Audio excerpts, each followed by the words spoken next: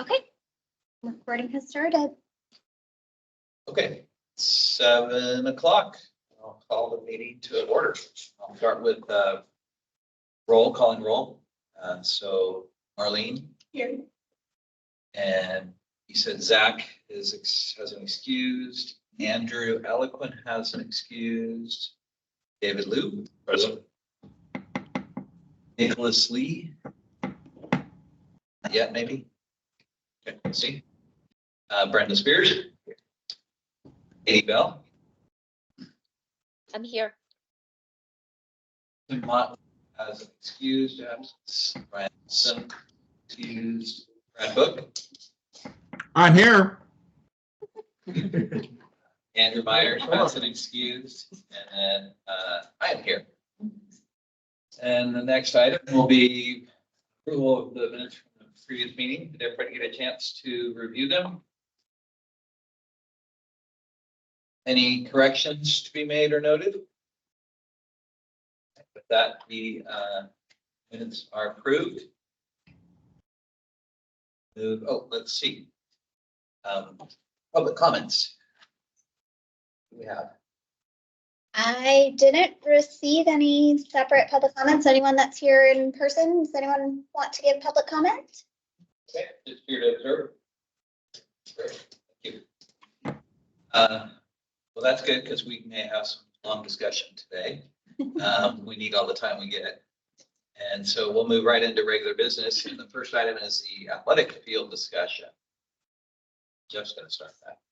I will. Thank you so much, Chris. Hasanti, thank you for driving the PowerPoint presentation as that's coming up. Really excited to have this conversation. Obviously, we've talked athletic fields on a number of occasions, certainly as we are venturing into our park plan update. We sort of laid out our work plan for the park board. We wanted to have this conversation. The goal tonight is really to obviously focus on athletic fields, really start looking at posing some questions, having some discussion around our strategic approach to really best serve Issaquah's needs. The discussion tonight is really intended to help inform how we want to prioritize, how we want to approach athletic fields as we're heading into an update draft document. So next slide, Santi. Thank you. As it's switching, in 2018, as we adopted that park plan, you might recall that was really the first park plan for the city that really tried to take a system-wide approach and set a system-wide narrative. That plan really, even as you look at it from an athletic field perspective, helped to set a foundation for what we need to do and how we need to approach. One of the key components of that 2018 plan was, let's take care of what we got.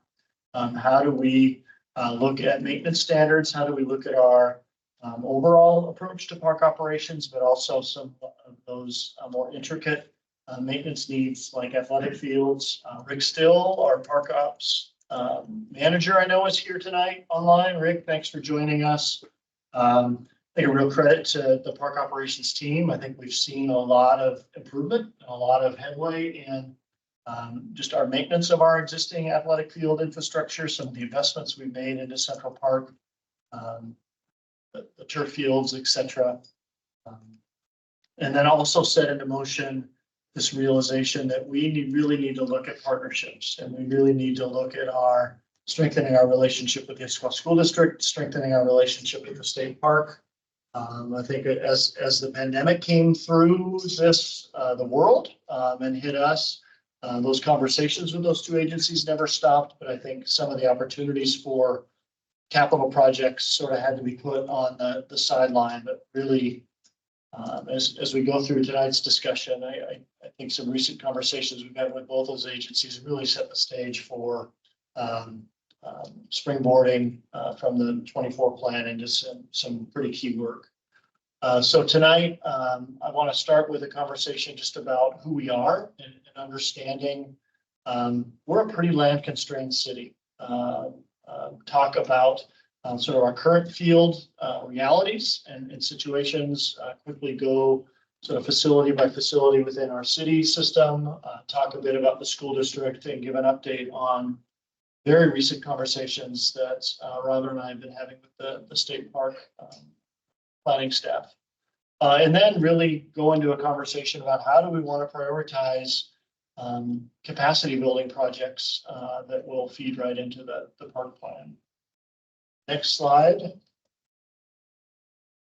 So question, this is really meant as a sort of a foreshadowing of some mapping that we think is going to be really, really foundational and really important for the park plan update. Who could tell me what the purple represents? It's not an amoeba, but anyone, what do you think that purple reflects?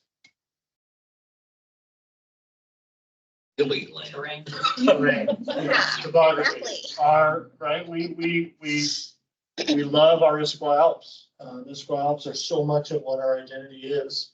But we have to be careful when we lay out a map of the city and think, awesome, cool, look at this map, as if it's a flat canvas. It is not a flat canvas. Our canvas is that defines us and is something that we celebrate as a community.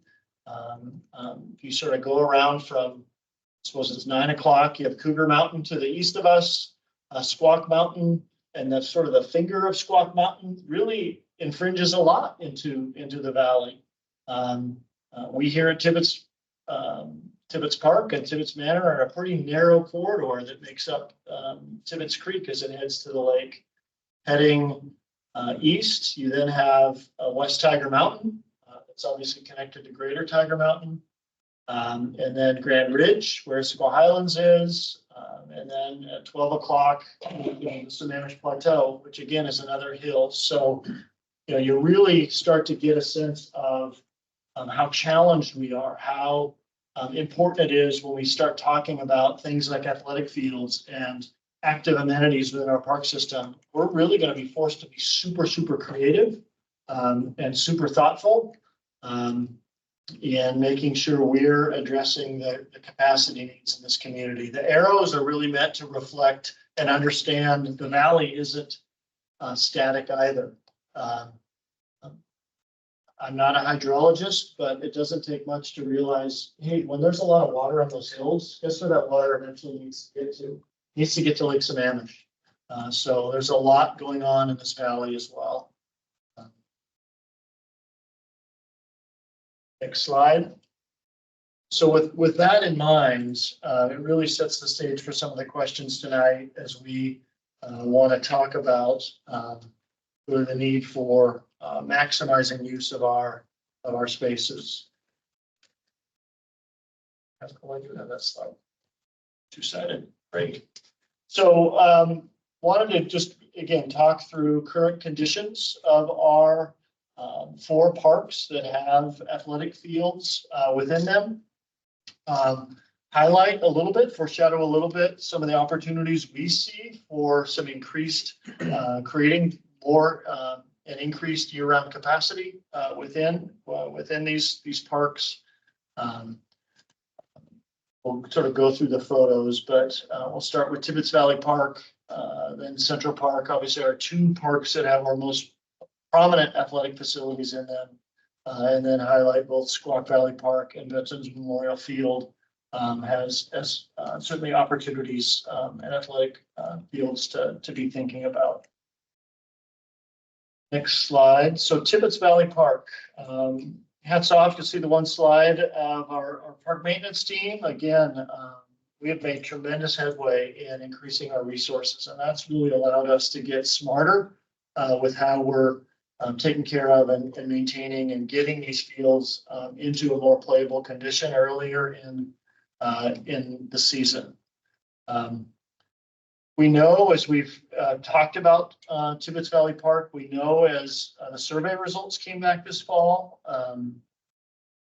as we know as our own work that happened before the pandemic with some of our early planning work, this is a park aching for a new vision. It's relatively tired. It's from an athletic field standpoint, 5 baseball fields that were sort of built at different times. The map, the overview map can kind of show you. They're sort of oddly shaped, if you will, but certainly sort of maximize the space that was available. Those 5 baseball fields, when you look at both just seasonal use and scheduling, it's very rare that all 5 are scheduled at the same time or used at the same time. So that's something we need to be thinking about as we're moving forward and how we maximize space. Some of the maintenance focus and improvements that have been made at the field, we a couple of years ago took the mounds out and now have portable mounds. That has really increased flexibility, that these fields are both available for more available for softball and baseball, both at the youth level and the adult level. That's created more equity and more scheduling flexibility in that. You may have noticed through the winter, we have tarped the infields the last couple of winters. That has saved us a lot of time and maintenance time, getting these fields up and ready for use. Clearly, some of the needs that we've seen in the survey, some of the opportunities we have, this is not necessarily a year-round athletic facility. It's really single use primarily, baseball, softball. There's some soccer that's played in the outfields, but how might we consider perhaps utilizing synthetic turf and creating opportunities for more year-round multi-use. So some real capacity opportunities here at Tibbetts Valley Park. Next slide. Central Park. 3 pads sort of comprise our athletic facilities up at Central Park. The pads sort of pay homage to how this park was created. I think we've talked about this, but much of the soil in that park is export from when Issaquah Highlands was created. 4 pads were sort of built or created there for Central Park. Pad 1 is our most recent synthetic turf field improvement. Pad 3 is the farthest to the south, sort of the lower synthetic turf field. You may recall we had to replace that synthetic turf. It had aged out at about 12 years old. You may recall the conversation we had about how do we pilot a more organic infill for the synthetic turf. We went to a cork and sand mix on field 3.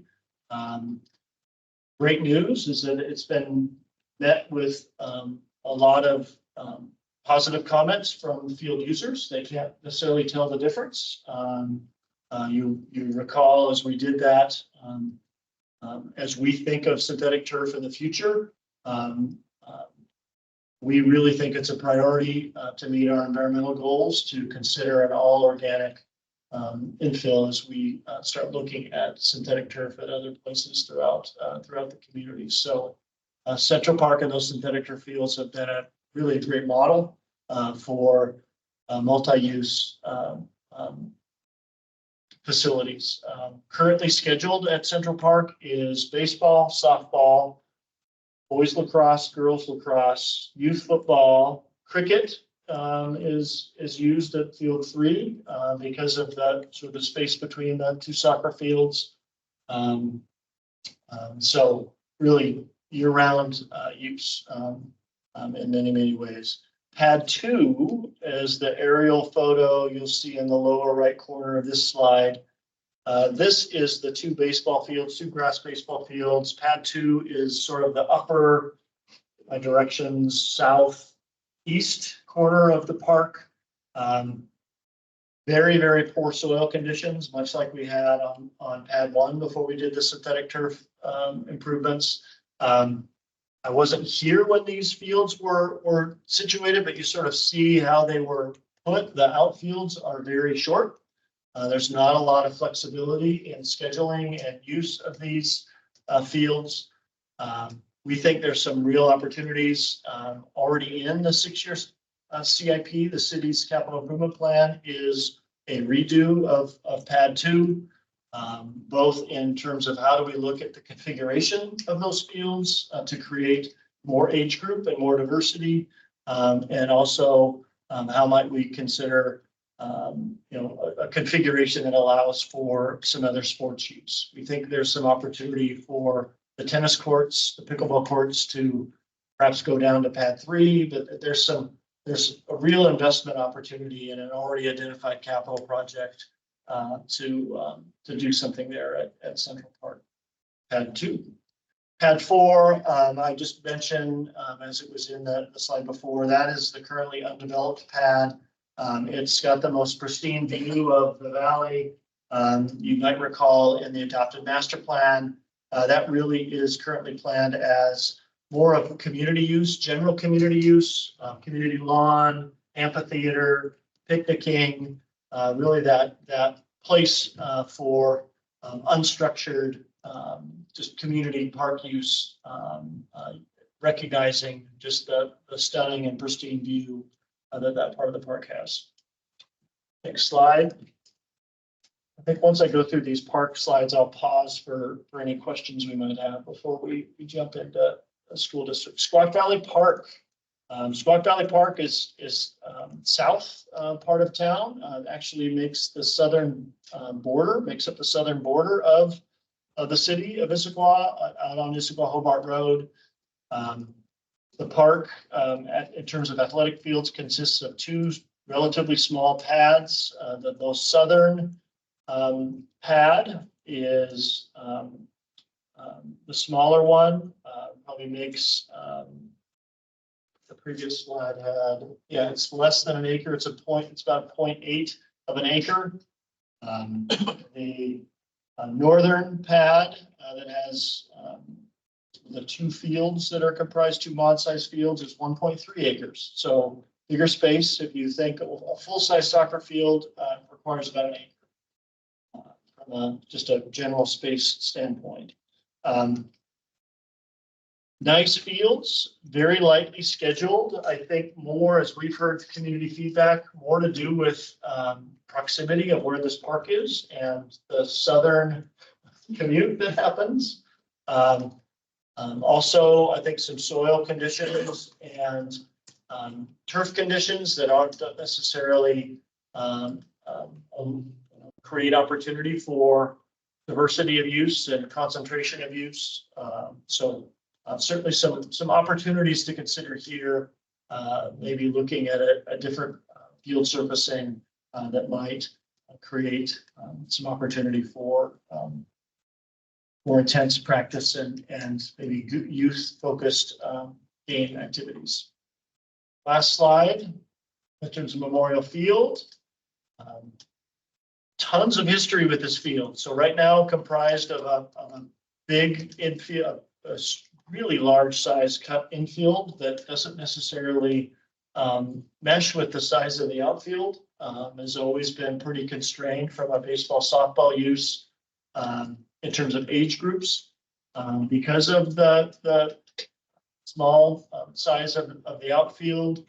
I know this year through some, again, increased maintenance and working with the local youth leagues, there's some of the younger age groups are going to be using this space more so than they have in prior years, which is fantastic. A lot of history with this field. This field, so named as Veterans Memorial, recognizes really serves as a memorial for not only our veterans, but those miners and others that were sort of recognized within the community. Fun fact, the field house that you see that comprises the sort of western, no, that's not western, that would be eastern side of the field. That's the old bleachers to what was the high school stadium at the time. I think even dating farther back, this is where the community rodeo.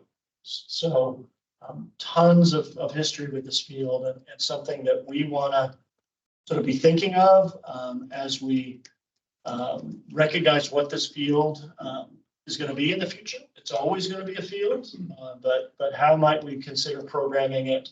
How might we consider programming it not only for athletics, but also realizing there's a real community purpose and a community opportunity for just this compilation of parks, its relationship to Front Street, its relationship to the depot, and some of the other investments that phase one investments that we're going to be in the midst of, and we'll be getting an update on those tonight. So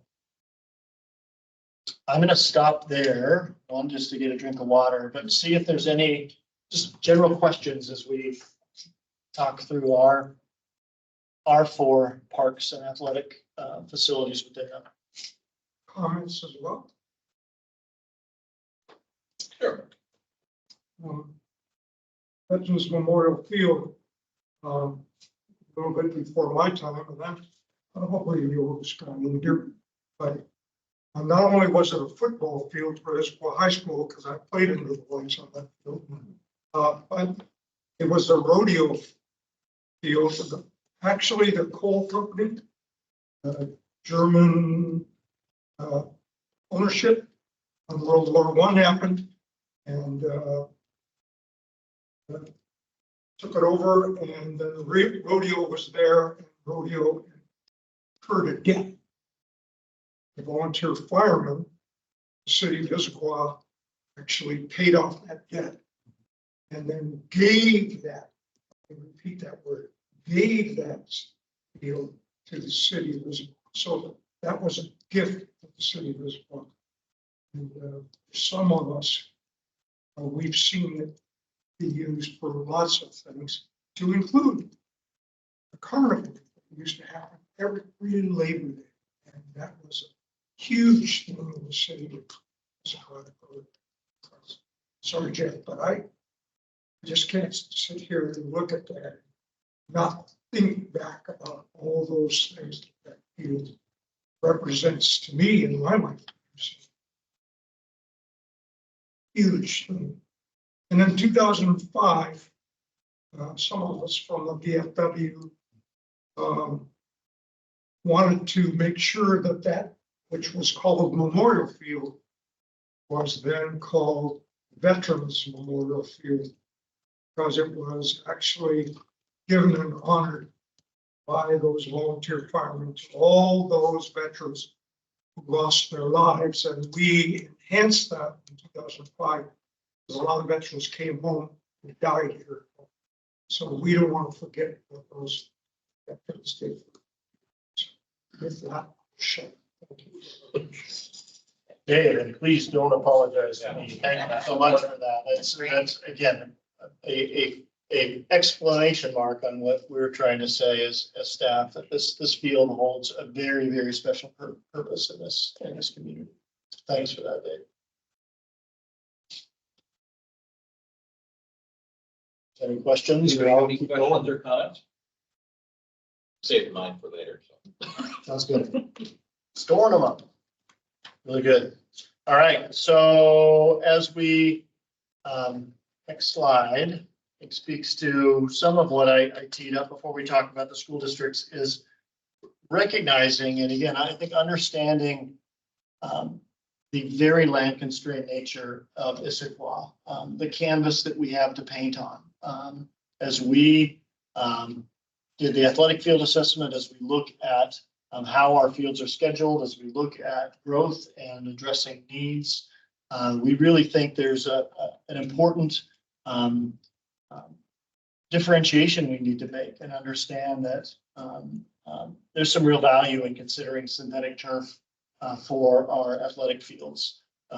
We've seen at Central Park where that's really allowed a concentration of use. There's efficiency found in that. There's land efficiency found in that. There's certainly upfront cost that is different than a grass-based field, but a lot of studies would show that the amount of the investment for 1 acre of synthetic turf you'd be able to concentrate a use on that 1 acre of synthetic turf that would need to be 2 to 3 acres of grass turf, right? So there's though there's a concentrated cost with this, there's a efficiency in land that you're able to see. Cost of maintenance there is a cost of maintenance of synthetic turf, but it is lower annually than a irrigated sand-based athletic field, the type of athletic field that I think would be desired and interest as we look at water and important climate priorities of the city. We also realize and recognize we're not having to irrigate synthetic turf. And then, as we said earlier, as we really look at the standard for what that infill is, the industry is catching up. The industry, thankfully, is going away from some of those initial very heavy petroleum-based crumb rubber infill, and we as a city are really well positioned to continue to move away from that as well. So as we go into more conversation and discussion and hear your feedback, we as staff will be very interested to hear your thoughts and perspectives on this pros and cons, this balance between investing in synthetic turf versus natural grass. Next slide. Wanted to talk a little bit about the school district. I'll touch on the middle schools and high schools, but want to first talk about the elementary schools, because as we're the last couple of months have been having some heightened conversations with the school district. The idea of where could we really see added capacity, meaning really an infusion of new use on school district property.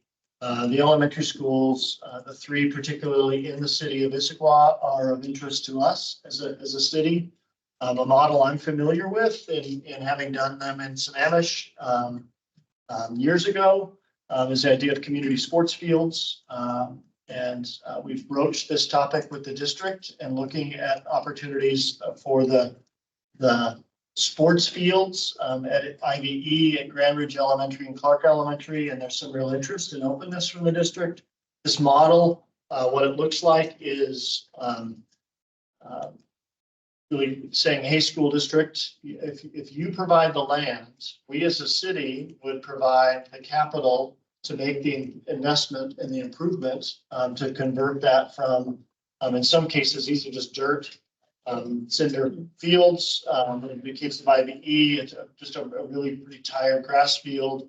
But what if that became a synthetic turf facility that the city invested in? The city would then be interested in being the scheduler so that that could be scheduled and making sure there's high community use. The school district the school itself ends up getting an improved, in the case of the elementary school, a wonderful recess facility. Community use would then begin in the afternoon once school is out and would also be available for full community use on weekends as well. So some real opportunity there. I think as we really want to hear your feedback and thoughts on that and the opportunities at those elementary schools. Is there a priority that you would be interested in? We, the city, are going to be having a joint meeting, a city council school board meeting at the end of April. The topic of facilities is going to be on that agenda. I'll be presenting and talking both athletic fields and the pool at that meeting. So great opportunity to just get some feedback from you in preparation for not only the park plan, for that conversation with the district. So I'm touching on the elementary schools. We also think, and have been talking to the district about how do we support, how do we position ourselves as a city to advocate for more increased or improved community access to the middle school and high school facilities as well. There's some fantastic public investments at those schools. We certainly understand some of the sensitivities the district has about access, but really feel like there's some capacity opportunities by making those fields and spaces much more accessible for the community as well. Next slide. And I think we'll be opening up for discussion. So the other public landowner that has athletic fields, the aside from the city and our facilities, the school district and their athletic fields, is the state park. There are historically the soccer fields there at State Park. Currently, the state park has a agreement with Issaquah Soccer Club. Issaquah Soccer Club is the sole user and the maintainer of the grass fields at the state park. State Park, through the pandemic, went through some pretty significant staffing changes. You might recall before the pandemic, the state park was working on a master plan update for Lake Sammamish State Park. In the last, probably 4 or 5 months, Robin, we've had a number of conversations with the new park planning staff with the state park.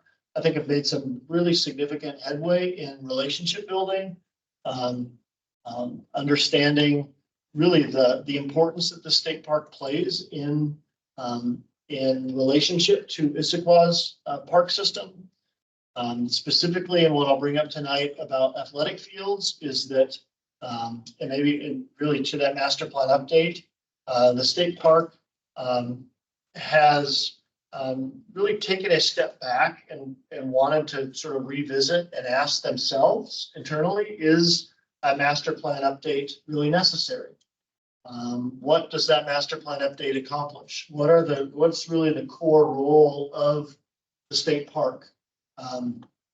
State parks manages a whole lot more than Lake Sammamish State Park, and they have a mission and a vision and values that really need to be consistent with the entire state park system statewide. As they've taken a look at what the goals were of that master plan update, they're taking a step back. And in the last couple of months, have come to a position where they're going to recommend, and they are recommending to the State Park Commission that they stop that master plan update. And they instead take a look at and sort of really reinforce the adopted master plan of 2007.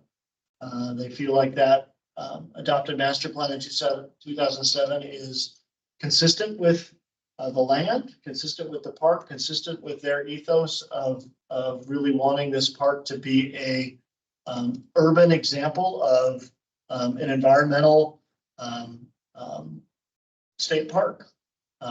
Back to that map that I was showing about sort of our canvas as a town, and knowing how much hillside we have and how much hydrology goes through the valley. You guess where that hydrology goes before it gets to the lake? It all goes through Lake Sammamish State Park. And so we understand and really recognize and support that position of the state park. But what it means for athletic fields is an understanding any significant improvement of those fields is not going to come without some pretty significant litigation and a very, very significant cost. And so just important context, I think, for us as we're really looking holistically at our athletic field approach here in the city of Issaquah. Jeff's opinion a little bit as I've been here 7+ years now.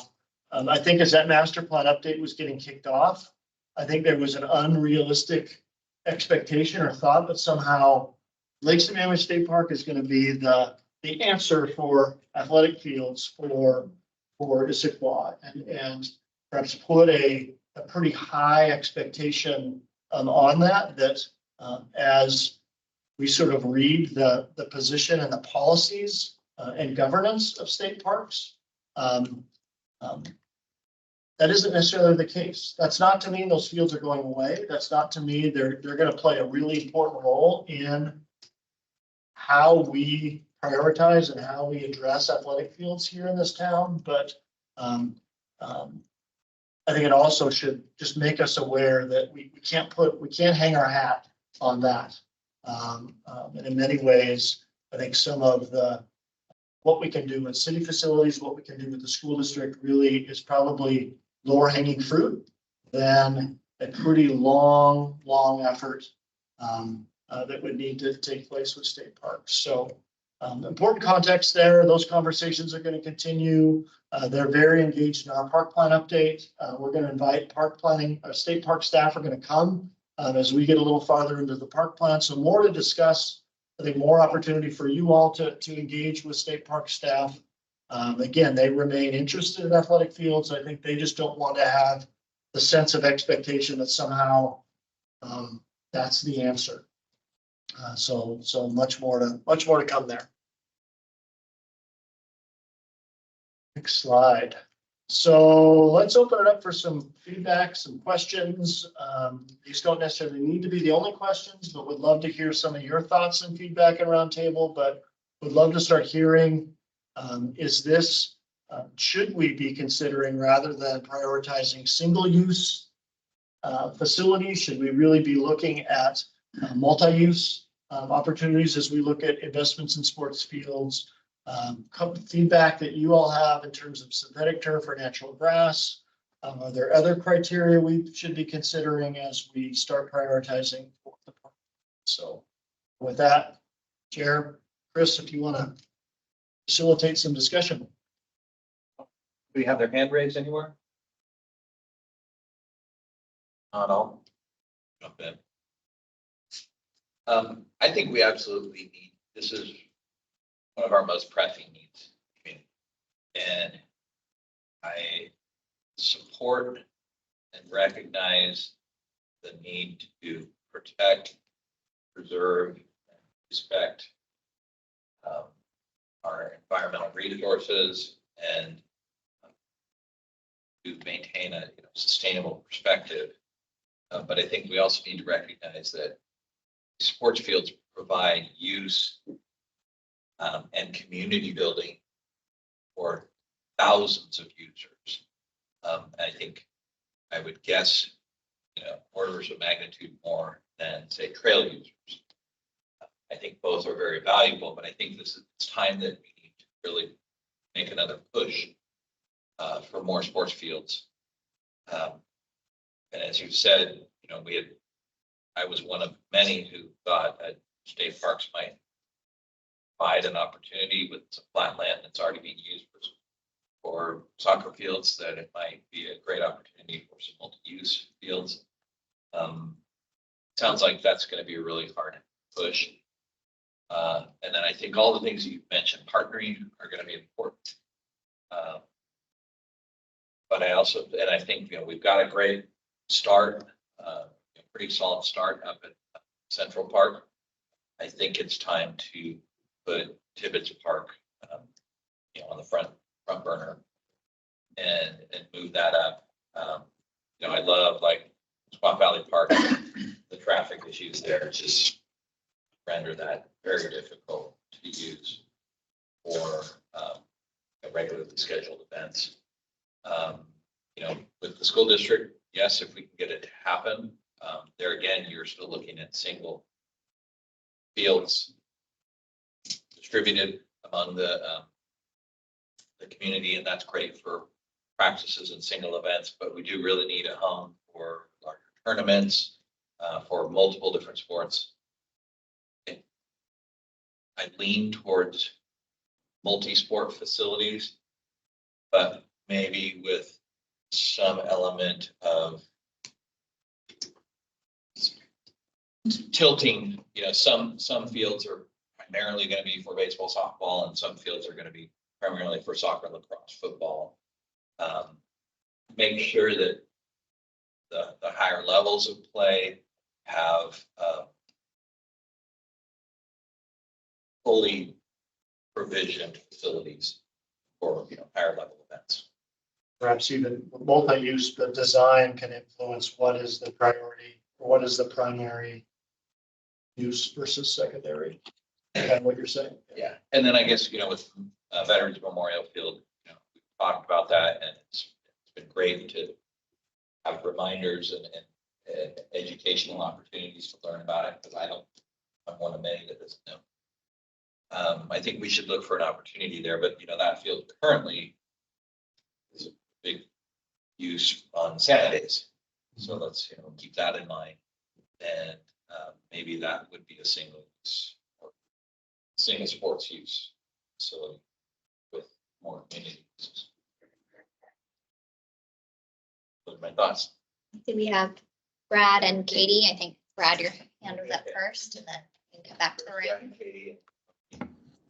Well, thanks for that. And I had a good overview from you, Jeff, and I kind of ditto all of what Chris had to say. I guess the only thing that I might want to add is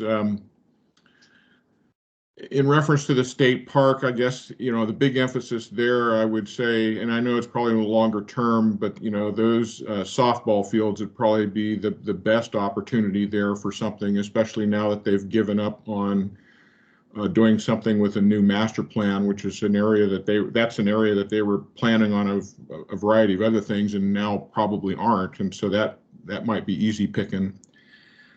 You know, I think that, you know, you kind of pointed out, I mean, the problem is we just don't have a lot of flat space on the main part of the valley. And boy, I sure hate what space we do have, open space. I sure would hate to convert natural open space to sports fields, you know, because we do actually have some open space and even parks, you know, that could maybe be developed like that. I would just hate to do that. Really like the partnership stuff that you're doing. That's a real priority in my mind. I think another priority should be, you know, really escalating and moving forward. Although you already got such a full plate here this year and probably next, but we really need to get the master planning done on Tibbetts Valley Park and Veterans Memorial Park, which have sports fields, and within the concept of that, those master plans, you know, we'll get a lot more clarity in terms of what kind of usage that we want to put there. You know, I'm a big advocate for multi-use. I think we do need to add some more synthetic turf. But I think if you don't have master plans in motion, it's going to be hard to know where to prioritize those. You know, lastly, I guess I'd say that in terms of what land there is out there in the valley floor, you know, spaced properly, you know, we have, you know, some rather extensive parking lots along that Gilman area. And I suppose, who knows what the planners are thinking about all of that. But if we were going to convert anything, you know, to sports activities, I would think parking lots would be a good place to start, you know, because they're just a bit of an eyesore and it would be expensive, I suppose, in terms of acquiring that land. But, you know, thinking ahead, you know, in terms of the central district, you know, 10, 20 years from now, you know, bringing in light rail and all of that. I mean, I just think some additional sports activities along that Gilman section, you know, would be appropriate. And I think that section over there that seems to be disintegrating kind of over by Lowe's. I think it's possible that Costco's already got plans for all of that. But again, another large area of land over there that's parking lots, flat land. You know, if there's any portion of that in conjunction with Costco that could be developed, I think that would be a good location for it. So those are just a few ideas that I would like to put out there. Thanks. Thanks, Brad.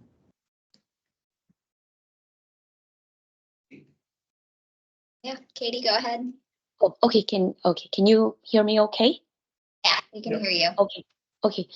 Yeah, thank you. I would just like to second what Chris was saying about it's time that we need to focus on getting Tibbetts Park up to date, because you know it's kind of been on the agenda for a long time, and you know, anybody's been there, you see that you know, the playground equipments are old and you know they need to be replaced, and so I feel like that's is important to get that fixed, and also I hate to circle back to this, but are we still talking about getting a dog park there at Tibbetts, because, every weekend when I drive by there, I see people with, off-leash dogs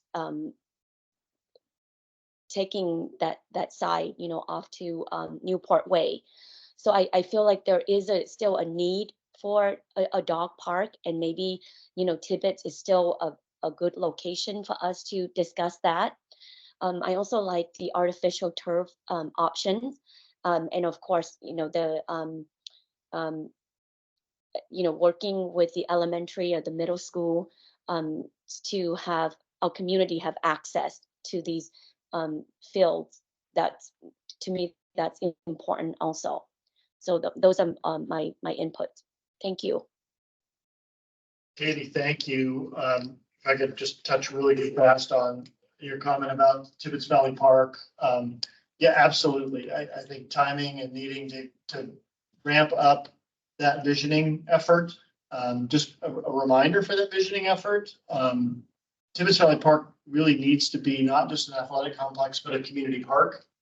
And so, yes, I think from a staff standpoint, we've always thought and recognized that an off-leash facility, an expanded play area, other community park amenities are going to be really, really important there at Tibbetts Valley Park. That park, I think you guys have heard me say this before, with the Central Issaquah plan and the density that is planned just to the north of Tibbetts Valley Park, the park really needs to play a very different and important role in the future. So absolutely, Katie, by us building a dog park by the community center, and you may recall this, and I think it's pretty important, as that gets under construction, we do not see ourselves being a one dog park town. Really, again, given our land constraints, we need to really look at how to disperse things like dog parks into multiple parks throughout town. So thanks for that reminder, Katie. Thanks. So yeah, I reiterate, I think there's a lot of agreement here around Tibbetts, so I won't, sort of beat that to death, but it's definitely my priority as well. Turf, I think we talked a couple meetings ago about making sure that we can use facilities all year round versus just seasonally. So I think that's really important. I love that we've done the more organic turf. If anybody stood on a rubber turf in 180-degree heat, it's not a place to be, it's 100, and then full turf ends up all over your house. So I think that's really great that we've been on the forefront of doing that. So I just really appreciate that from the city.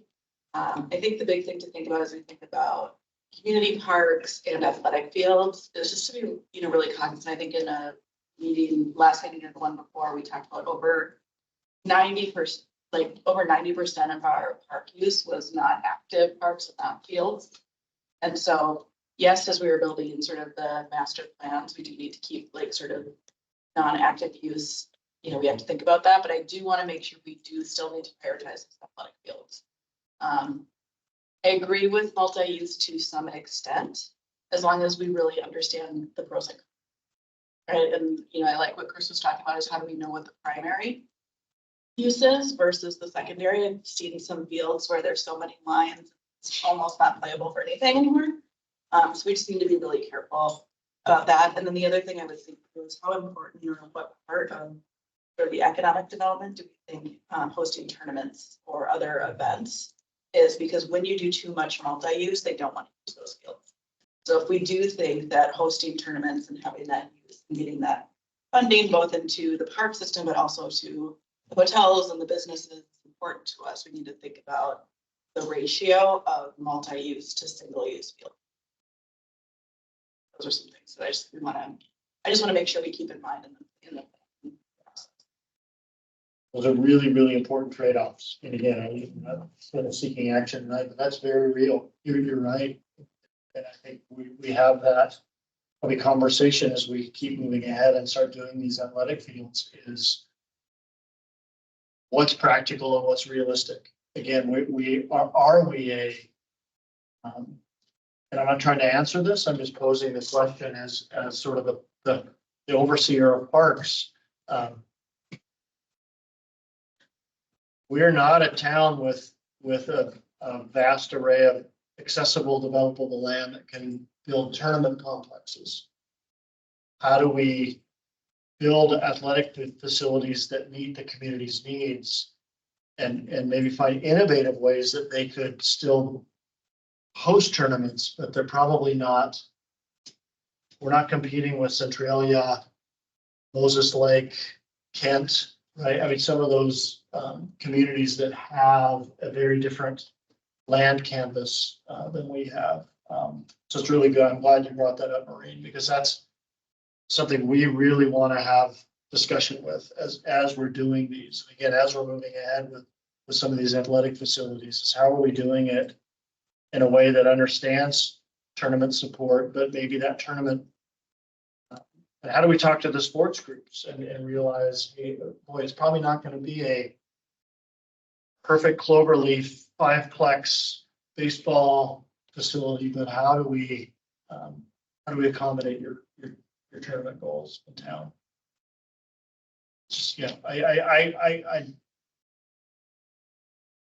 I want us to make sure we're pragmatically moving forward and understanding we're Issaquah, and our land situation is different than a lot of other towns.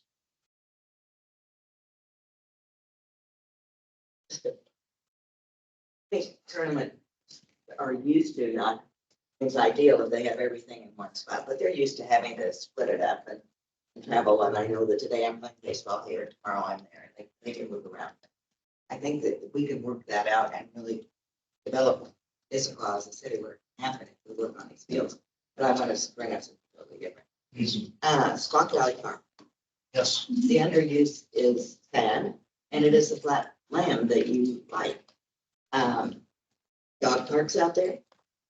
Any activity where 90 cars don't have to go at once. They don't have football, they don't have soccer. Dog parks, it's, you go when you get a chance. We're looking for more tennis courts, pickleball courts.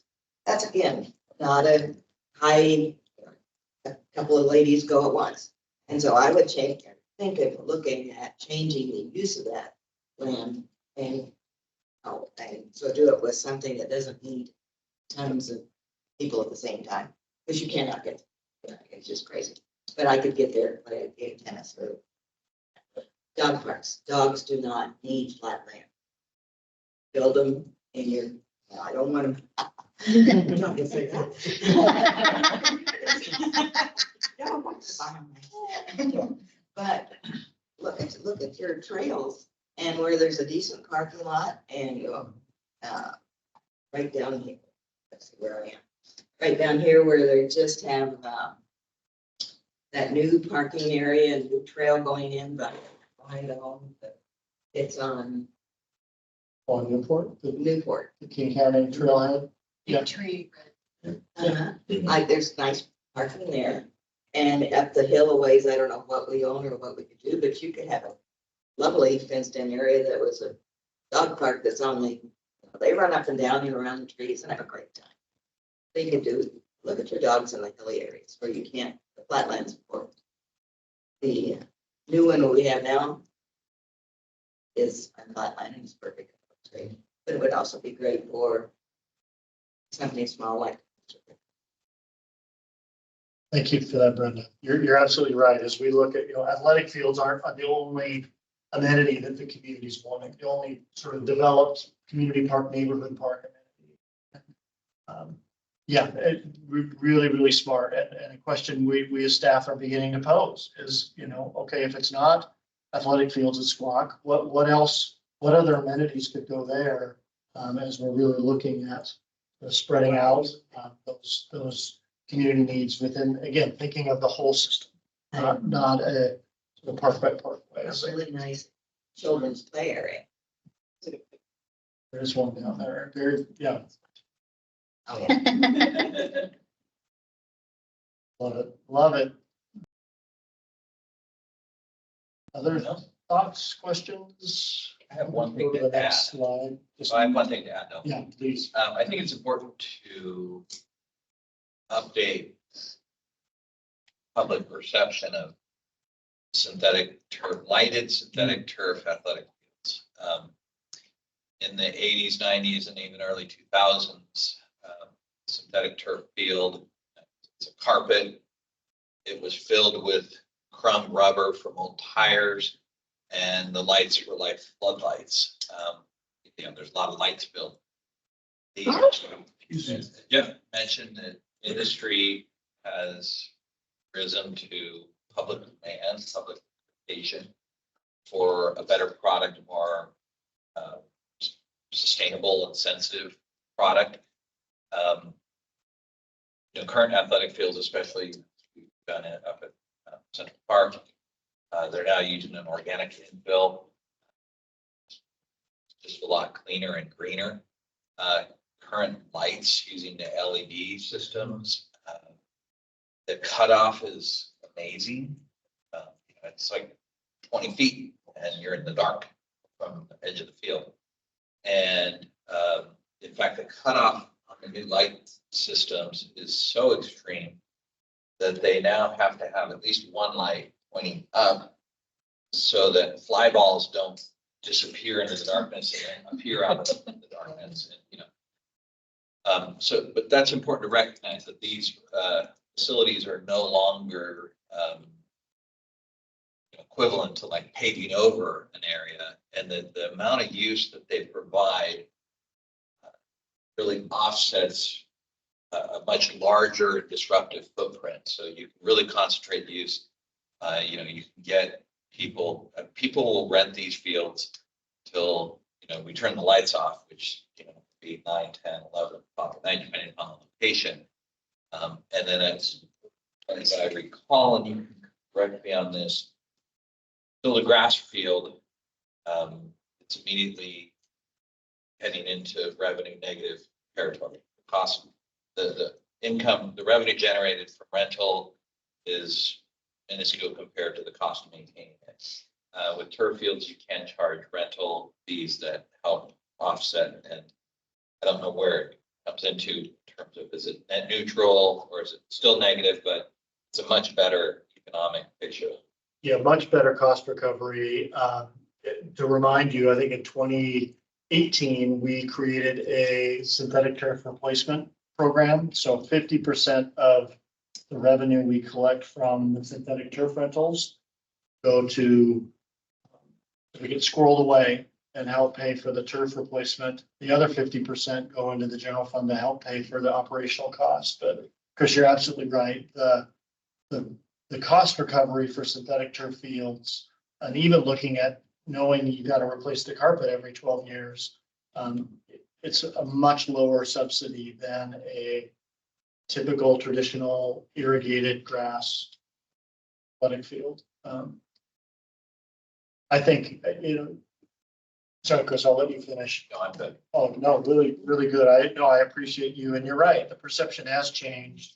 In terms of lighting, if you ever just are up in Issaquah Highlands in the evening, go check out the field lights. It's an interesting comparison. Stand where you can see pad 3 and pad 1. Pad 1 is the more modern, we did those in 2018. So those are LED lights. You see the cutoff. It's much more directional. The lights down on pad 3 are, thankfully they're directional. They have lids, but it's the older technology, and it's noticeable in terms of how far technology has come. So really, really important to note. As we talk synthetic turf and grass, I want to mention something that was said a couple of times. Really good feedback. As we're looking at the whole system, there's still a really, really important place for irrigated grass, lawn, park space, right? And so as we look at planning and thinking of our neighborhood parks, our community parks, and athletic fields, realize those aren't all the same thing, right? So what I'm hearing, and I think what we've been thinking and understanding is, the lawn at Confluence Park, for example, the play field that we're going to be creating at Hillside Park, right? Those really, that's important that those remain grass. we're not talking about synthetic turf, everything, right? It's where we really see and prioritize this need for concentrated sports use, for being able to schedule at a pretty high frequency. That really is pretty wise to consider a synthetic turf investment there. So it's not one or the other. It's not a false choice. Both are needed in the park system. Yeah, please. I think the first one on that is, yes, the scheduling, but two, like if you go up to Central Park, what I really like about that is there are people just playing, right? And I think that's what you don't get onto this, right? Like what you don't get there is just like play to the winner. And so I think that's another really important thing beyond scheduling and whatever, especially for our community, is like the amount of people who are just doing pickup games or kids are meeting there, right? And I think that's also an equity thing as we think about sort of the Highland, the Valley. Everybody should have that opportunity any time of the year to do that. So I think that's really important as we think about prioritizing this. And then the other thing we didn't really bring up, but I thought was a great idea that you mentioned, was how do we help the elementary schools get better facilities and sort of have a win-win? So I don't know, my son went to Clark for a couple of years and someone, it's like, that's just a sand pit. It's the craziest thing you've ever seen. We can fix stuff like that. That has the benefit of the kids when they're playing at school and then being able to use it. I think that's a great community asset. Thanks for that, Maureen. You're absolutely right. I think the opportunity we have where we're thinking of athletic fields is designing them in a way, thinking of placemaking so that when they're not scheduled, it doesn't feel like you're locked out. When they're not scheduled, they're available to go throw a ball with your kids, to play a pickup game. That's really, really important as we think about it with all of our park design. All right, well, next slide. Thank you. This is really all some very helpful feedback, helps keep us pointed in the right direction. Maybe I'm going to just echo back what I think I was beginning to hear. Again, we're not seeking direction tonight. This is really just helping us to inform next steps as we start drafting the park plan, because we really want to see within the park plan, not just an approach to athletic fields, but maybe which of these do we really want to prioritize as those areas we want to focus on most. Heard clearly Tibbetts Valley Park and Veterans Memorial Field continuing in that planning effort, getting a master plan, getting a vision for completing that work and getting that work done. High priorities. Didn't hear a lot about Central Park Pad 2. Would be interested if there's thoughts on that. That's the baseball only one that again, It's a marsh. yeah, exactly. It's very constrained in how it's being able to use. And so, a really smart strategic capital investment there would, in essence, it could feel like new fields. So some opportunity there. I've heard amongst the sort of those four, Squaw Valley Park probably isn't the low hanging fruit and the first one that we should be doing athletic field improvements. We should look at Squaw Valley Park and what we want it to be, but maybe it's other amenities. What's that? Yeah, but either courts or something that doesn't require everybody get there at 6 p.m. More cars on the road. Yeah, exactly. I see the shake of the heads. School district, I hear yes. I mean, continue exploring and pursuing that. State Park, don't know if there's any feedback or thoughts. Again, that feels like to us from the staff standpoint, we are going to continue to monitor not only conversations with State Park, but with the Issaquah Soccer Club and sort of where the current agreement is and where there's future opportunity. Brad, thank you. I heard sort of some of your thoughts on, is there interest or desire in looking for new space and exploring acquisition for athletic fields? Didn't know if there was, again, any other thoughts tonight on that or just something we want to continue to explore. I'll tell you this, just from my professional standpoint, again, Issaquah is unique, and I want to be very realistic with Issaquah. The flat, accessible, developable land, unlike other towns or cities that I've worked in where, hey, you just go out one more ring. And so you're buying, when you're looking at athletic field space and you're competing with the market, the real estate market, you're looking for where you can buy the least expensive land. Issaquah is different. The flat, accessible land, what Brad refers to as the parking lots, very wise assessment. That stuff that's zoned commercial, it's doable. I mean, the city could consider purchasing, but it's going to be at a really, really, really expensive cost. So that's just one of our challenges and realities as a city is to buy anything new here in town is going to be real expensive. So maybe strategically, we're looking at something south of town, something outside of town. But again, transportation starts to become a factor there. So I pose the question that I want to, I guess, just realistically say that acquisition for new athletic complexes, to build an athletic facility of any size, we're probably talking 5 to 15 acres. So it's a sizable chunk of land to think of.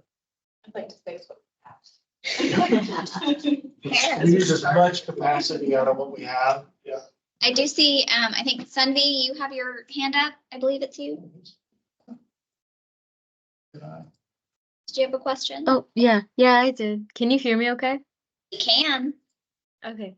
So, so the renovations that you're talking about for like the parks and like the elementary schools, are those just specific to like, though I might be mistaken, but are those specific to just those schools like specifically?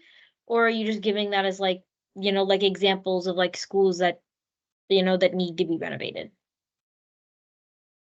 I think for this slide, I'm specifically noting the 3 elementary schools that are within the boundaries of the city of Issaquah as opportunities to create community sports fields where it's an improvement to the school, but then it becomes space that the general public can use evenings and weekends.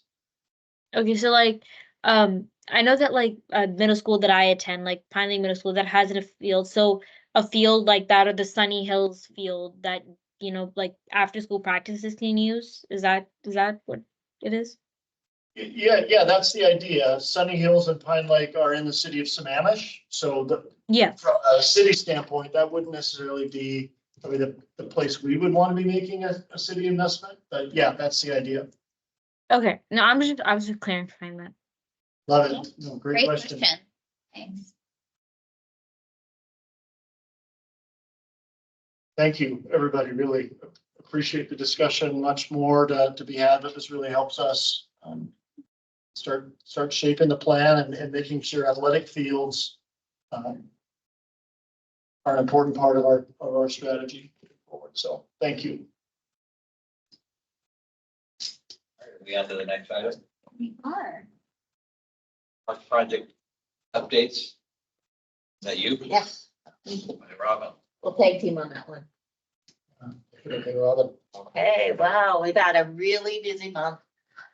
Feels like we're kind of in the final lap, our final destination with CPD, about to pass off the baton for all the permitting. CPD is community planning and development. Correct, The correct. permitting Yeah. side of the house. Yep. Exactly. So we're getting really excited. We're gonna have a busy summer, but we're looking forward to it. And again, we're in our final stretch, so we're about to get our permits, and we're thinking. Earlier this month, we hosted our consultants for the park system update plan. I'm just gonna kind of run through a quick bullet point list of what we've been doing, and then I'll hit the slides if that's okay. Oh, yeah, sure. Yeah. No, it's okay. You tell me. Julie and I have been reviewing a lot of the plan sets for all the projects, kind of digging into the details with the consultants now. And with CPD, they've been really helpful. Let's see, and we're backtracking and looking at our bid documents. We actually went to some MRSC training this past week.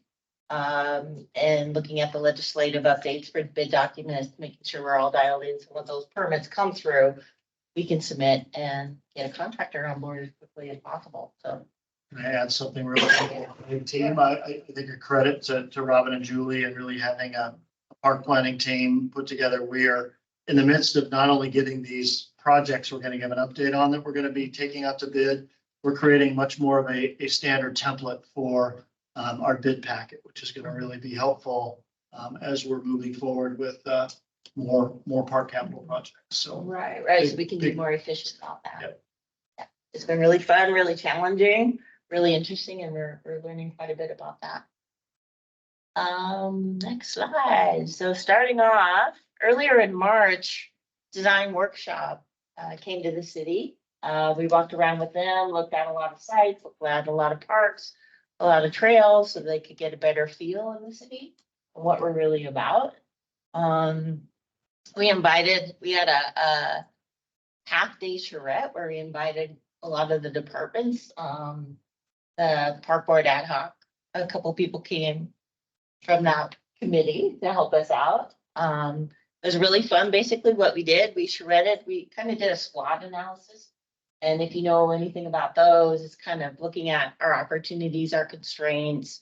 We talked about the themes that we brought up last month, our vision, the green necklace version 2.0 came up, starting to really look at and focus on our connectivity. So if you can see on the timeline, February through March, we're again looking at the system plan themes and doing our internal workshop. Next up in April, we're going to have another community meeting and mapping exercise. So I think that would be probably second week in April. We have that scheduled for 6th or the 8th. April 18th. Tentative April 18th. So that'll be coming up. So We'll be getting an announcement soon, but it'll be sort of an online mapping tool that the community can provide some more direct feedback, specifically in areas they feel might warrant some more extra eyes. So as that is going to be really a virtual meeting, just necessitated by the mapping.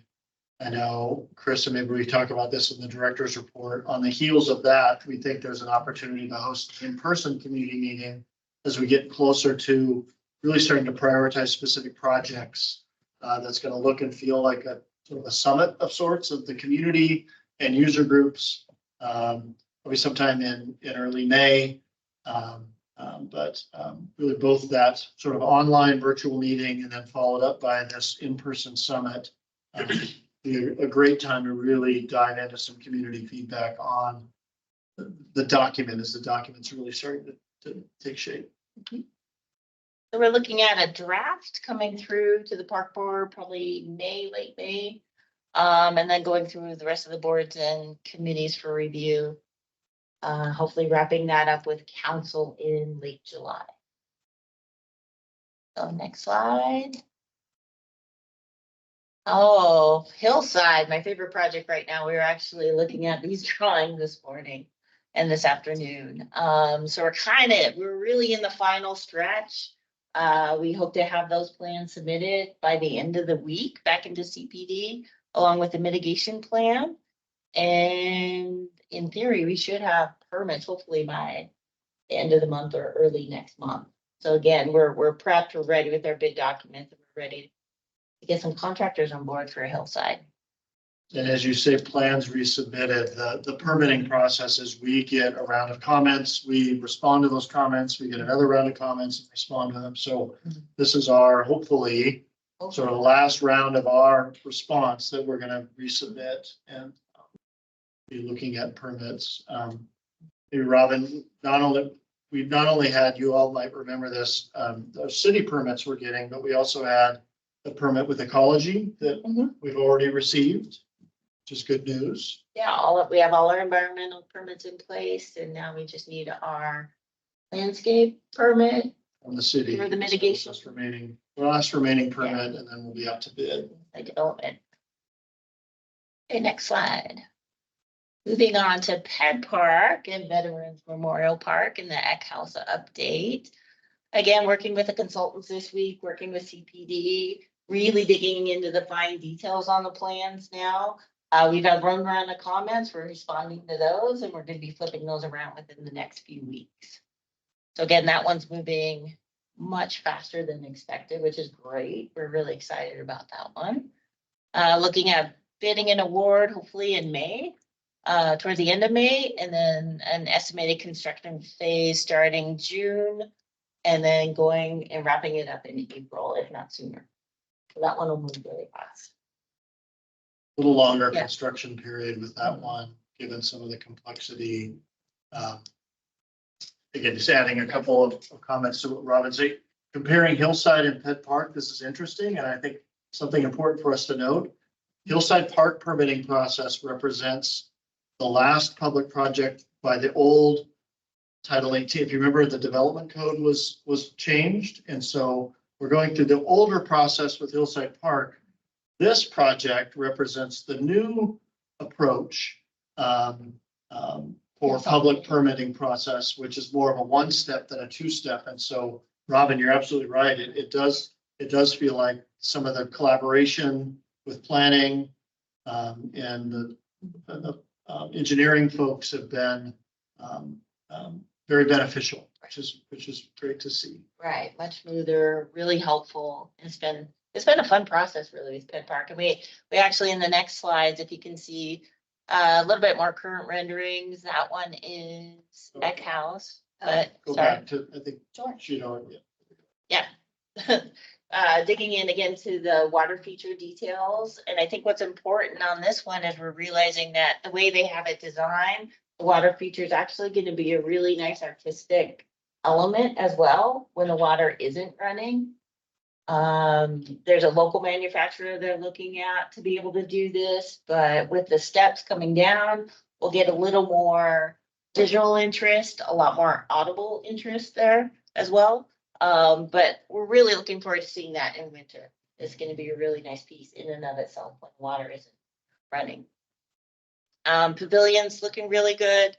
The memorial in front of the senior center is looking nice. We're going through plant material right now, picking out some bulbs, which is really spectacular how they have all the plant material laid out and how it's going to transition through the seasons.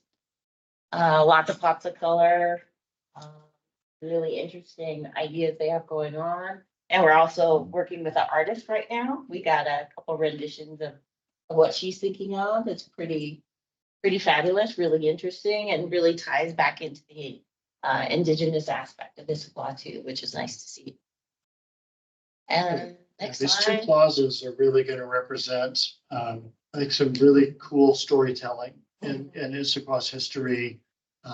Dave, with you here, I want to give kudos to our veterans group and the feedback we got pretty early in this design process, but really excited how that space around around the memorial in front of the senior center is really starting to, it's going to feel like its own little alcove and sitting area, and really be a nice sort of accentuation of that piece. Can I have a quick comment? Sure. Yeah. May 4th of this year, we have a thing through the FW that we're gonna actually update and clean up that stone of the two stones on the memorial. And the one smaller stone we dedicated that as Veterans Memorial here. That paint's fading in there, so we're taking care of that on May 4th. So that'll be an upgrade. Great. You guys won't even see, plus we put in to bring back a polish to both stones so that they look better.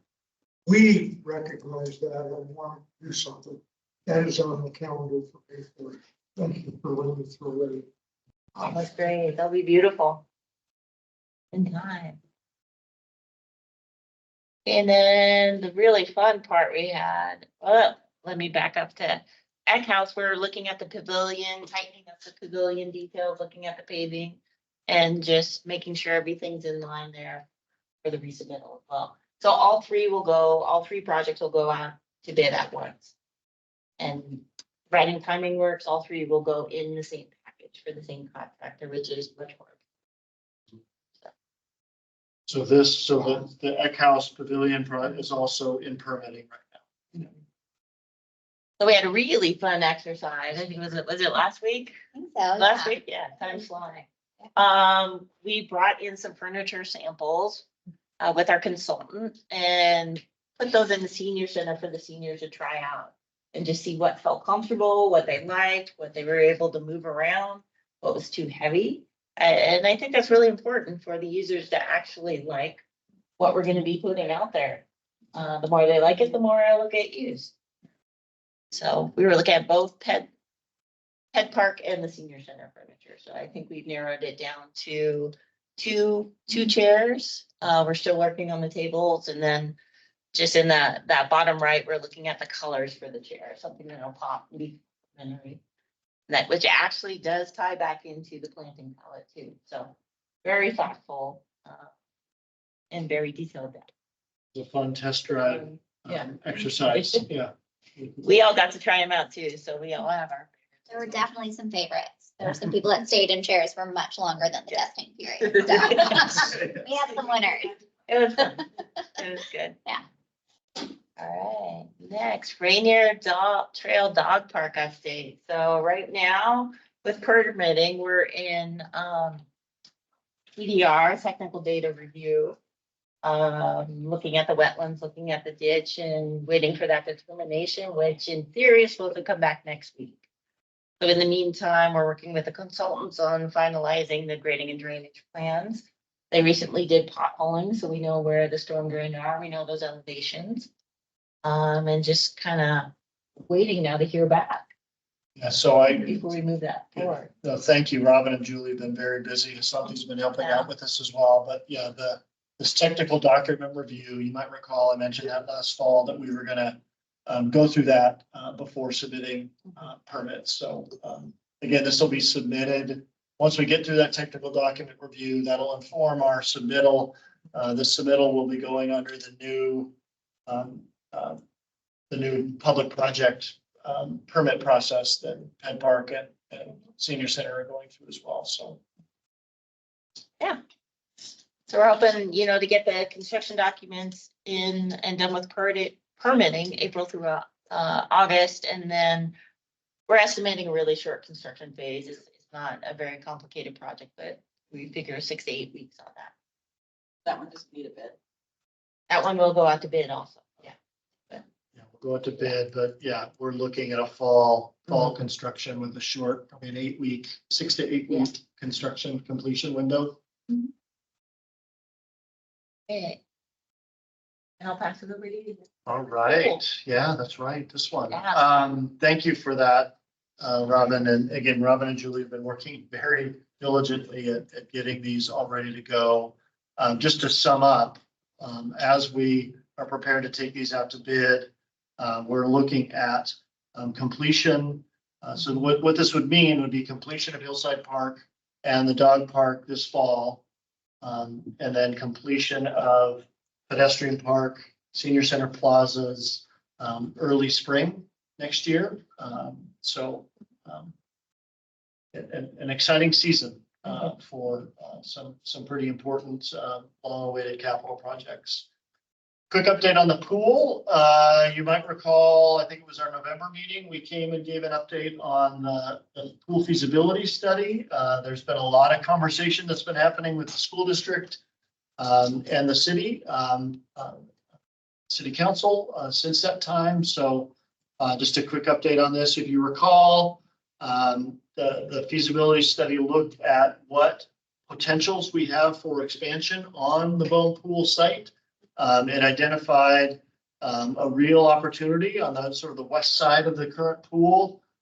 So where you're seeing there where it says addition, that would double the water capacity at the Bone Pool. So that addition would be an 8-lane, 25-yard pool.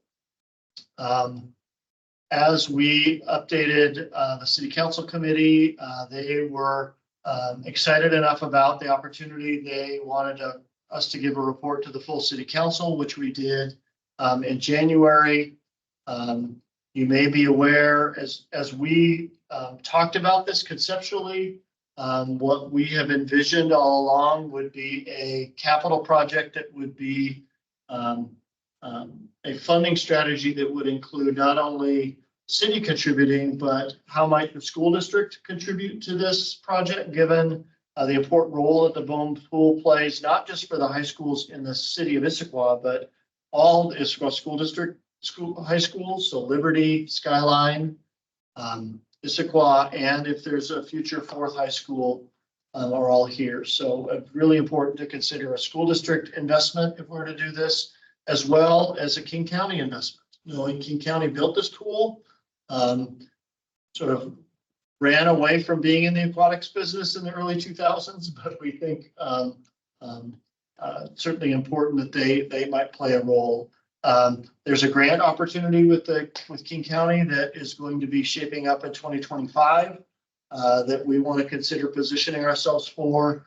I think the bigger update here, if you want to go to the next slide, I think it's just a visual of what that would look like sort of from Front Street.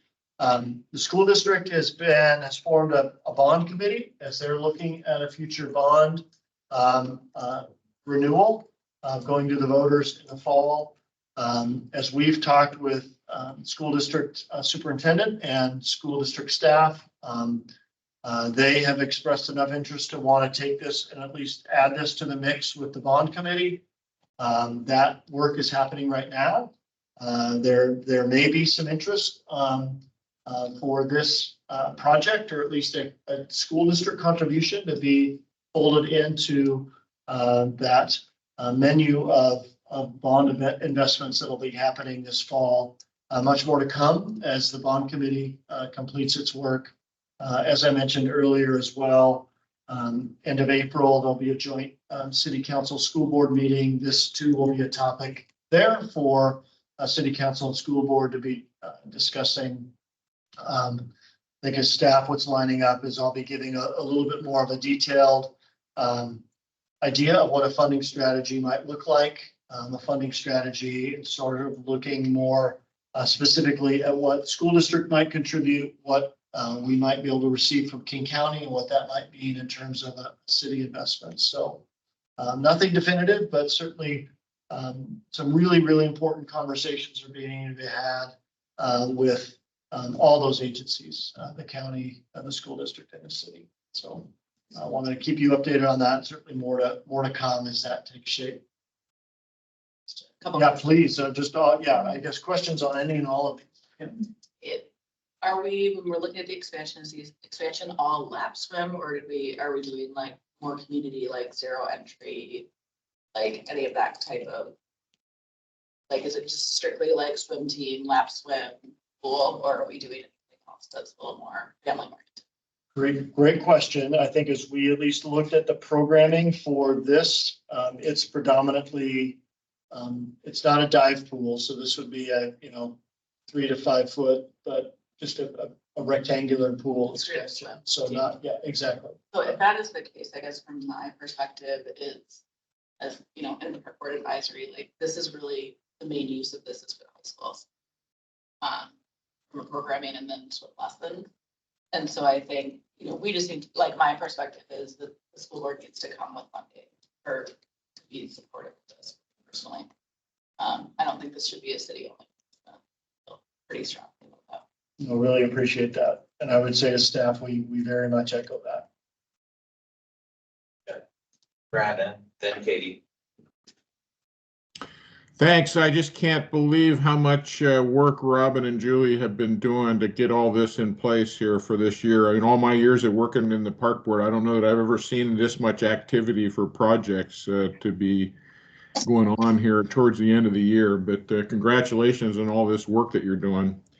My question is, my recollection, I had thought that the ARPA funds required construction to be completed by the end of 24. Did they extend it to April 25, or did I just not remember that properly?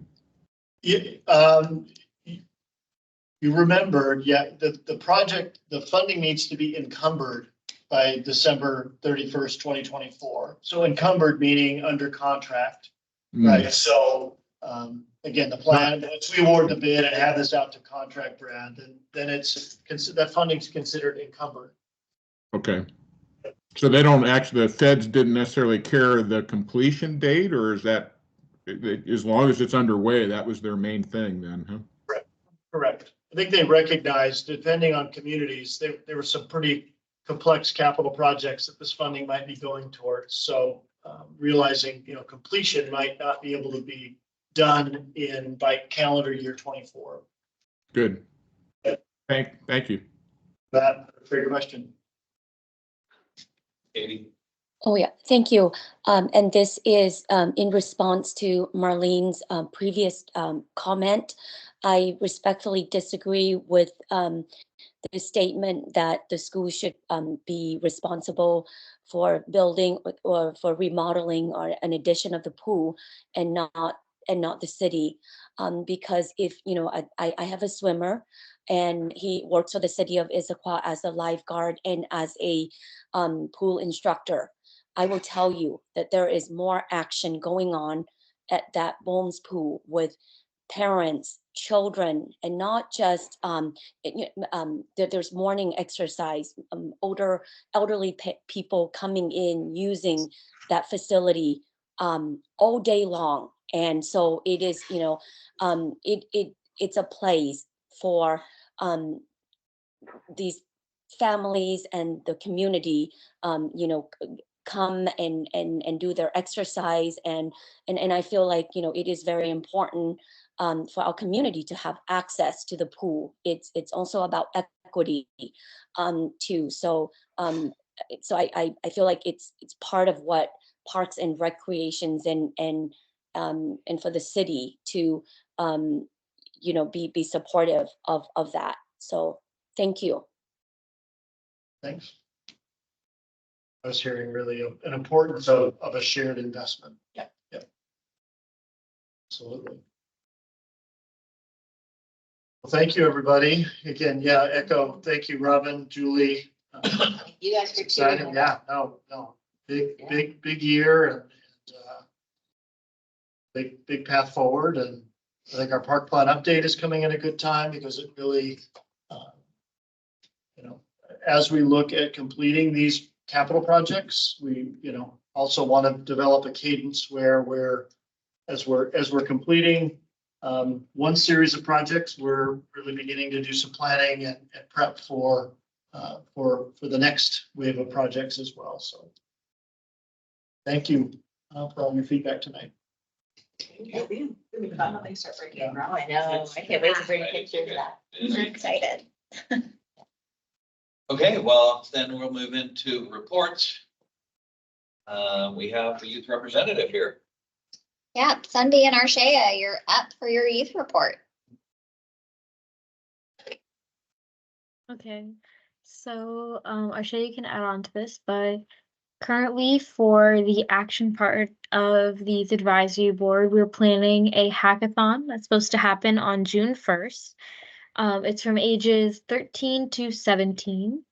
And I believe the event is around maybe 5-ish hours long. It's just supposed to be like, kids come in, they're given like a really, really broad topic about, a problem happening in Issaquah, and they have that full duration of the time to basically code something, that solves the problem for it. Yeah, And I can add on to that with a little Yeah. description from our flyer. So it's called Issy Hacks. It's the ultimate coding competition for teens. And whether you're a beginner or coding pro, this event has something for everyone. So they'll have the chance to showcase their coding skills and then gain insight from workshops from industry experts in different comp sci fields. It's a fantastic opportunity for everyone to level up their coding game, gain valuable advice, and then also compete with other people their age. Yeah. And then the other thing that happened, I believe our State of Mind conference that did happen. So the funny thing is that during the event, Gibson Eck was actually closed. Nobody could get into Gibson Eck. So I think they moved the event to the Issaquah Youth, not Issaquah Youth Fire Center, the Issaquah Community Center. And I think they just held the event here, but I personally didn't get the chance to go. But from what I've heard, the event went well. Some people showed up to Gibson Egg and they were trying to usher them towards the community center, but I think we still had a pretty good attendance, minus that little setback. Yeah, that's it. Arshay, you want to add on anything? No, I don't think so. Okay, yeah, that's all we have. Great. Thanks so much. Thank you both. The hackathon sounds awesome. Looking forward to it. Future Go coders. Yeah. Sorry, Jeff, we didn't get much of a break, but it's over to you again. Okay, I will save you ample time. Couple of updates. Last month with our joint meeting with the Environmental Board, our urban forest management plan is well underway. The survey is out. It's officially hit the streets. So please, if you haven't had a chance to take the survey, do so. Please help us and send that survey link out to any of your friend groups or neighborhood groups. We've already gotten 100+ responses, but I let Dan know that I'd give another plug tonight. So survey is out. And Asante, I believe we've sent that.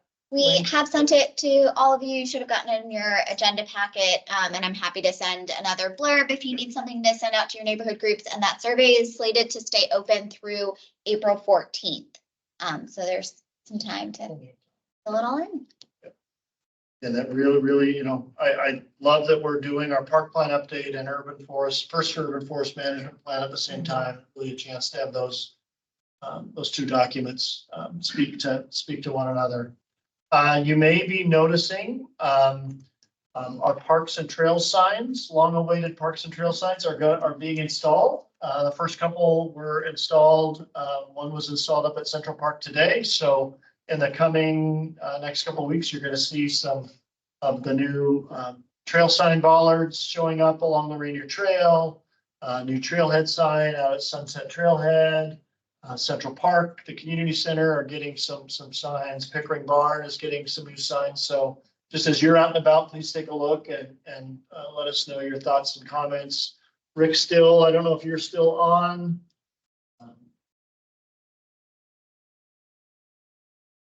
What's that? It's sort of the blue mountains and trees and yeah, it's very Issaquah. I think if you're near the community center, there's a new facility plaque right at the front door that is a good representation. Yeah, the three hillsides are meant to be, and they are silhouettes of cougar, squawk, and tiger. So it's not meant. There's nowhere in the middle of the valley that you would see that exact same picture, but there's just a nice silhouette of all three of them. So yeah, would love your feedback. Rick is not on. Good. I'm glad he's enjoying the rest of his evening, but just kudos to Rick Still. Again, as we've been going through our transition last year with Jen's leaving, Rick has taken over and taken on that sign project and the implementation and installation of those. So thank you, Rick, for that work. Last item is just a really quick update on Sammamish Cove Park. I'm going to have more of an update I'll be able to provide probably next month at our park board meeting. As you recall, Sammamish Cove Park is the parcel we own right next to Lake Sammamish State Park. It has a couple of private projects and a public project that are being planned. Robin and I, along with all of the other stuff we're doing, continue to play our role as land manager. Washington DOT, Department of Transportation, is doing their Fist Passage project. So they need to redo all the culverts that are going under I-90. As part of that project, they're proposing to realign a creek through Sammamish Cove Park. So I've been working directly with WashDOT on negotiating that proposed creek location and what that means for and how that could benefit the entirety of Sammamish Cove Park. Also making sure that project understands and is working with the other proposed project Isla Crossing project through a development agreement. Rowley has been allowed, authorized to put a stormwater pipe through the park. So we've been continuing to work with Isla or with the Rowleys. We have engaged with, since there were state grant funds that were used when that was bought by the county, been working with the RCO office, Recreation Conservation Office down in the state, making some really good progress through those efforts. Again, more of an update next month, but just want to let you all know that we're taking very seriously our role as land manager of that space and making sure both of those projects, if and when completed, the property, Sammamish Cove Park, ends up benefiting environmentally from those projects. So more to come. Yeah, well, that's enough for now. Okay, well, wow, we have plenty of time. And I'm not gonna drag things out, but Asante, if you could bring up. Finally, I got my ducks in a row and sent you all that list of events, which has been a traditional part of the chair's report. Basically, I'm just pulling from all the different calendars and assembling this, and I'll email it. I've emailed this one and I'll continue to do so. The great news is there's some kind of event almost every day of the month, at least a few a week. Some days, especially like April 20th, which is Earth Day, you'll stretch then if you want to attend a lot. If you see out, take a look at this and you see, oh, Chris, you haven't even checked out this other calendar, just let me know and I'll add it to my list. So there, that's a good portion of the chair's report done in about a minute. And then the other thing I just wanted to add is when we had our survey go out last fall, I, for one, and I think maybe some others, sent the link to as many people as we could think of, and like Martha, who was here in the public, her neighborhood, and friends that I have in different neighborhoods and different athletic groups and so forth. It's by no means a requirement or even an expectation, but if you are willing, as board members, if we can send these survey links out, and I think Asante, if you send us one email with that link that's perfectly, palatable to forward on, that's going to really help us solicit feedback. And I think it's an opportunity to reach out to groups that may not always be represented. And I think the other thing we need to do with those links is put them out on our neighborhood Facebook pages, and next door if you use that, and so forth. So that's just a request. It's not an expectation by any means, but I think it's a great opportunity for us to expand our dissemination of information and increase our recovery of feedback. That's everything for today, for me. Do we have any other business or any announcements?